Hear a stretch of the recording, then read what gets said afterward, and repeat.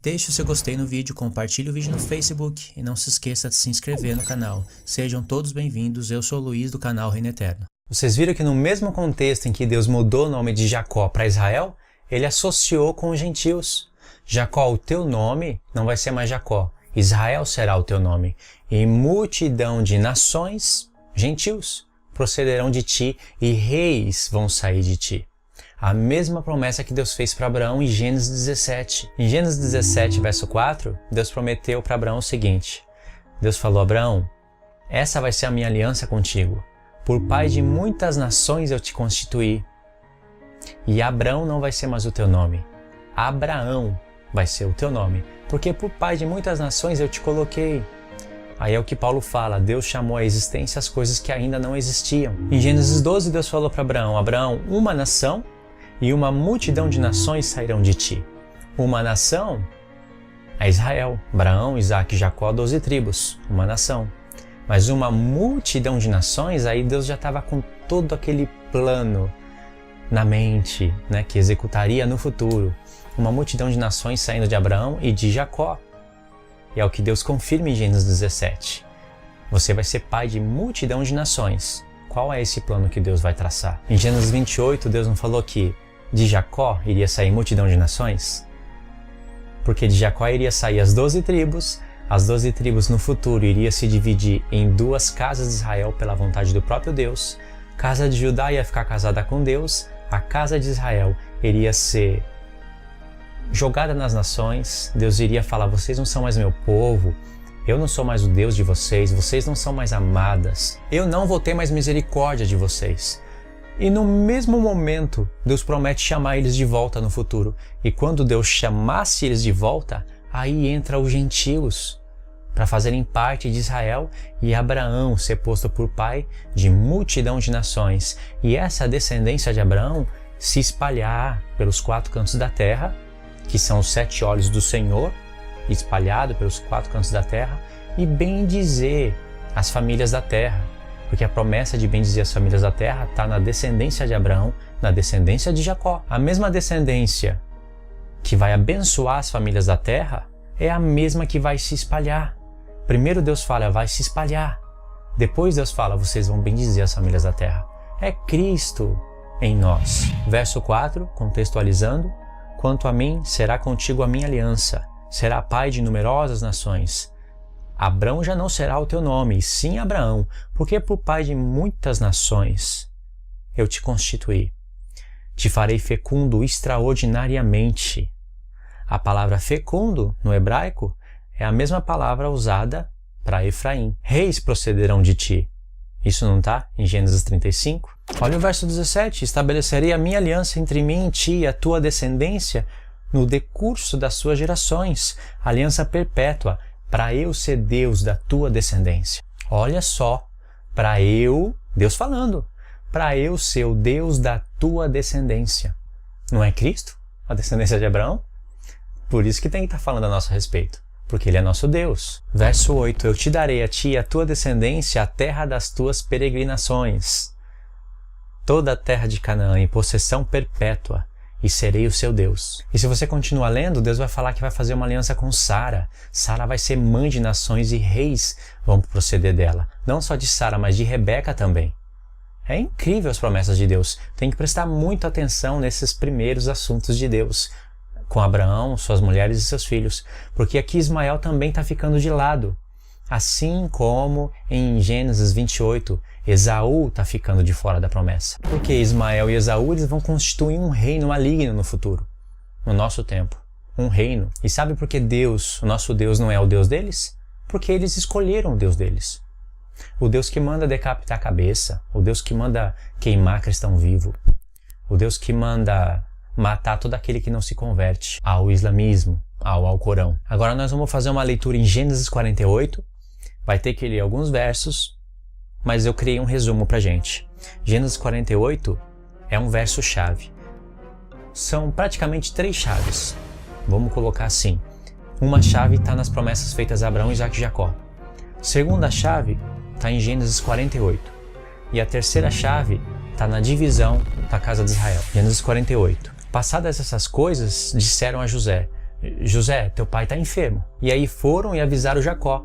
Chegaram para Jacó e falaram, Jacó, eis que o teu filho José vem ter contigo. Aí diz aqui, esforçou-se Israel e assentou-se no leito. No verso 3 e no verso 4 está escrito que Jacó diz para José assim, José, meu filho, Deus Todo-Poderoso, usou essa expressão ainda, o Deus Todo-Poderoso, ele apareceu para mim em Canaã, em Luz. Ele prometeu que ia me fazer frutífero e fecundo. Olha, frutífero é o nome de Efraim. É a raiz do nome Efraim. E ali estava José, ia trazer os seus 2 filhos para Jacó. Deus falou que ia me fazer fecundo, frutífero. E que uma multidão de nações iria vir de mim, José. E Deus ainda me prometeu que daria para minha descendência essa terra em possessão perpétua. Olha só como Jacó, ele está de olho nas promessas de Deus. Porque Deus falou, lá em Gênesis 35, eu sou o Deus Todo-Poderoso. Eu vou te fazer frutífero. E multidão de gentios vão sair de você. Olha só, de todos os filhos que Jacó tinha, José foi para o Egito. E lá José teve 2 filhos com uma mulher gentia. Um era Manassés e o outro Efraim. Manassés era o primogênito, não Efraim. Assim como Esaú era o primogênito, não Jacó. Assim como Ismael era o primogênito, não Isaac. Mas Manassés não vai ser rejeitado, como foi Ismael e Esaú. Vai ser só retirado o direito de primogenitura de Manassés, por conta do próprio Deus. Jacó fala assim, no verso 5, agora, os teus 2 filhos que te nasceram na terra do Egito, antes que eu viesse a ti no Egito, são meus. Efraim e Manassés são meus, José. Jacó está tomando Efraim e Manassés para si. Está falando, são meus filhos, são seus. Mas agora são meus. Traz eles aqui que eu vou abençoar. Por isso que esse capítulo é um capítulo chave. Em Gênesis 48, verso 8 e verso 9, diz que Jacó viu os 2 filhos de José e falou, quem são esses? Aí José falou, pai, são meus 2 filhos que Deus me deu aqui. Aí Jacó falou, traz eles para eu abençoar. Eu vou abençoar Manassés e Efraim. Mas no verso 10, diz que os olhos de Jacó já não podia ver direito. Tinha se escurecido. Mesmo assim, Jacó falou, traz os seus 2 filhos. José trouxe, Jacó beijou eles e abraçou. E vai abençoar eles, baseado no que Deus prometeu para Jacó. A Escritura destaca isso nesses versos que eu comentei com você. Aí o verso 13 diz assim, depois tomou José a ambos, a Efraim na sua mão direita, à esquerda de Israel, e Manassés à sua esquerda, à direita de Israel, e fez chegar até ele. José pegou seus 2 filhos e trouxe na posição da bênção. Efraim ficou do lado esquerdo de Jacó, que não era o primogênito, e Manassés do lado direito, querendo dizer que o poder de passar a bênção de primogenitura era na mão direita. José trouxe na posição correta, que José achava correto. Mas Jacó, ele estava de olho nas promessas de Deus. Eu não quero explicar muita coisa aqui, para o vídeo não ficar muito grande. Eu queria criar um resumo. Mas existe o porquê dos porquê que Jacó escolheu Efraim. Não só pelo nome Efraim, que significa frutífero, mas por outras razões que eu vou estar falando em outros vídeos. Jacó, por meditar nas promessas que Deus fez para ele, fez o que vai fazer aqui agora. Aí aqui diz que Jacó pegou as suas mãos e cruzou a sua mão esquerda, que era para ir na cabeça de Efraim, e a mão direita, que era para ir na cabeça de Manassés, Jacó cruzou. E ele não cruzou porque ele abriu o olho assim e perguntou para José, José, esse daqui é Manassés, né? Esse daqui é Efraim, né? Então eu vou trocar a mão porque... Mas não foi isso, porque o texto fala que Jacó não podia ver direito.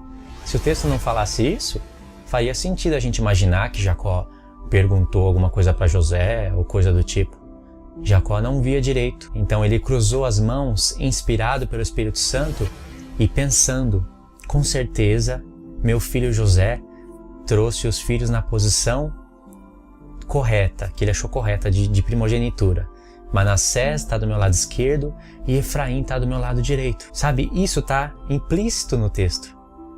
Porque não está escrito que Jacó perguntou para José, que Jacó abriu o olho e viu quem que era Manassés e Efraim. Senão o texto não faria sentido, horas. Era como se Jacó tivesse pensado, eu vou cruzar as mãos, porque a minha mão direita, a primogenitura vai sobre Efraim, frutífero.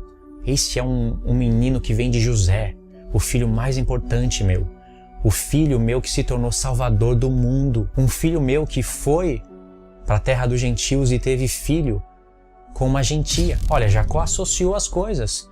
Deus falou, Jacó, eu vou te fazer frutífero. Dos 12 filhos que ele tinha, o único que foi para uma terra estrangeira e se tornou salvador do mundo foi José. Se não fosse José, Israel não estaria aqui hoje. Acho que nem o mundo estaria aqui hoje, porque ele se tornou salvador do mundo, e não só do povo de Israel. José teve 2 filhos ainda, estrangeiros. Um se chamava Frutífero. E Jacó falou, é esse.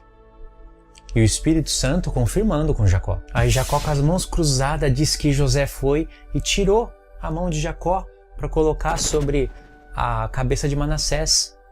E falou, não pai, esse daqui é o primogênito, Manassés, abençoa ele. Aí sabe o que Jacó falou? Jacó repreendeu a José. Só que olha o que aconteceu antes, no verso 15. E abençoou a José dizendo, o primeiro filho a ser abençoado foi José, porque em Gênesis 49, Jacó vai abençoar os seus filhos, mas em Gênesis 48, Jacó já havia abençoado José, e essa bênção passou para Manassés e Efraim, e a bênção da primogenitura passou para Efraim. E isso tem tudo a ver com as promessas feitas a Abraão, Isaque e Jacó. Abraão vai ser frutífero, vai sair multidão de nações de Abraão, de Jacó também. Aí disse, abençoou José dizendo, o Deus em cuja presença andaram os meus pais Abraão e Isaque, o Deus que me sustentou durante a minha vida até esse dia, o anjo que me livrou de todo mal, abençoe esses rapazes, seja neles chamado o meu nome, o nome dos meus pais Abraão e Isaque, e cresçam em multidão de peixes no meio da terra. Olha só, Manassés e Efraim. Não falou cresçam em multidões de peixes no meio do mar.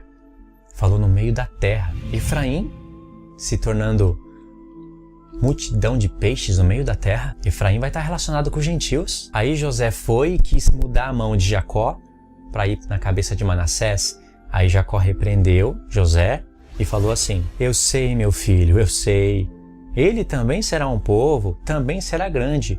Contudo, seu irmão menor será maior do que ele. O menor é Efraim. O maior é Manassés, que tem o direito de primogenitura. E a sua descendência será uma multidão de nações. Olha aí, uma multidão de nações procedendo de quem? De José? Pode ser que é filho de José, mas Jacó tomou para ele. Falou, José vai ser meu filho, porque multidão de nações vão sair de mim.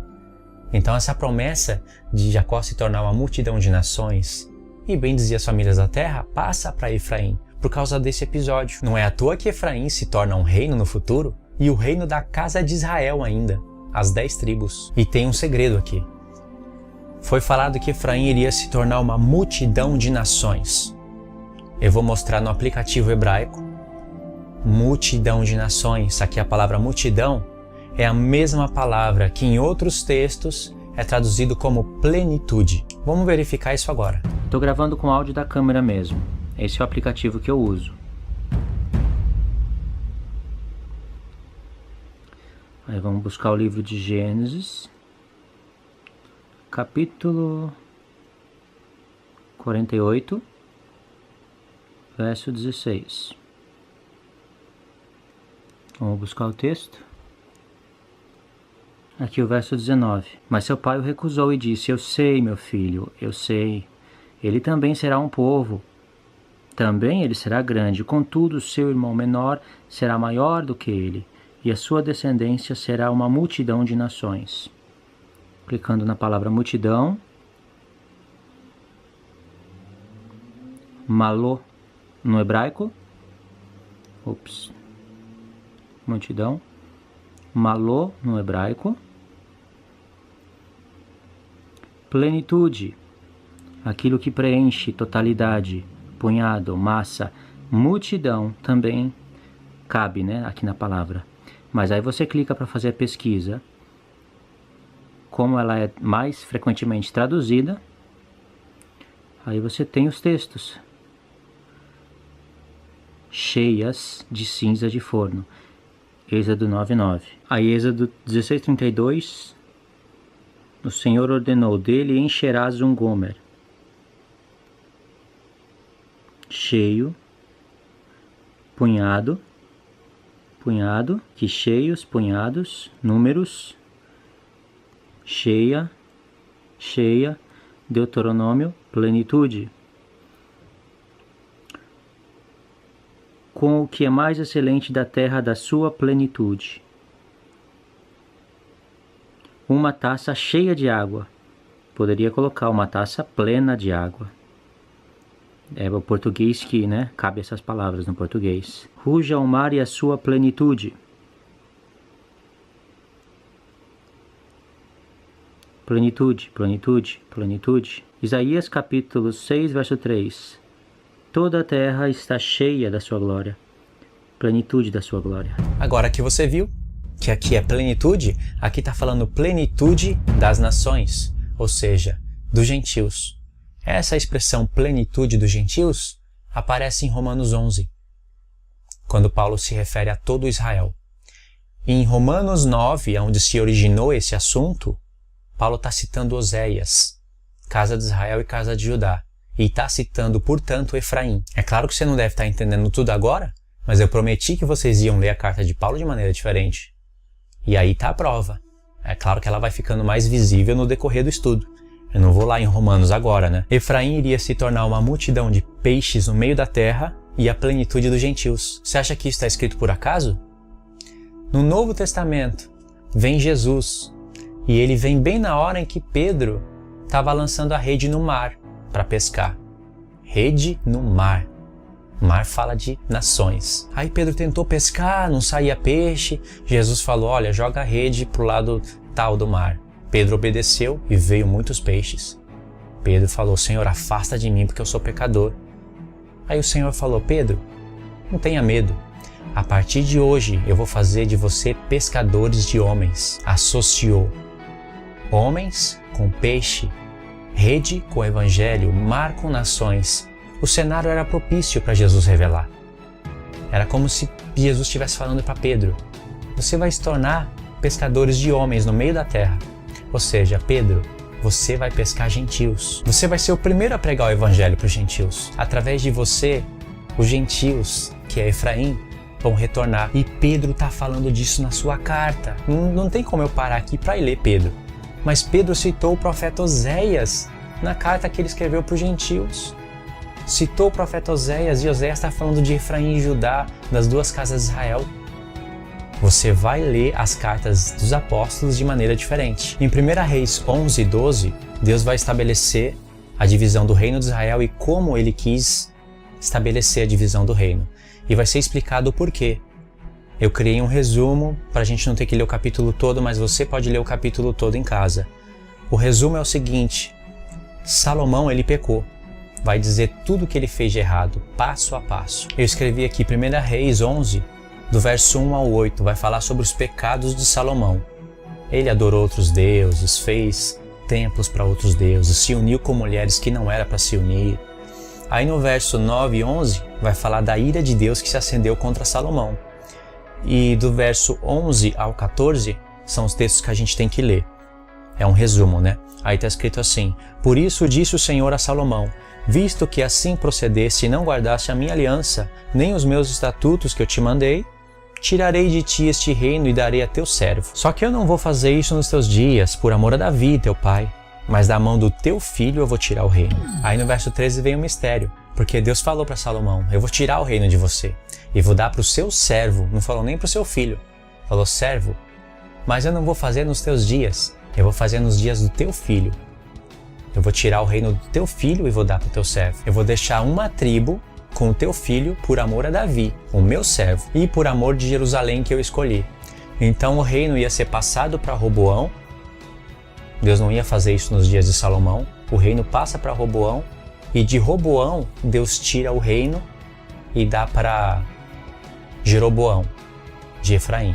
Mas uma tribo fica com Roboão, de Judá. Aí não fica difícil fazer as contas, 10 tribos com Efraim, com Jeroboão, uma tribo com Roboão, Judá, tá faltando uma tribo. A escritura vai mostrar onde que está essa tribo. Aí pulando no verso 26 diz o seguinte: Jeroboão, filho de Nebate, efraimita. Por que tem que ser efraimita? Para se cumprir todas aquelas promessas feitas a Abraão, Isaque e Jacó, e Efraim se tornar a plenitude das nações. Aí diz que ele era efraimita, cuja mãe era mulher viúva, por nome Zerua, levantou a mão contra o rei. Aí diz aqui que ele levantou a mão contra o rei, contra Salomão, porque estava pecando, Salomão estava fazendo mal.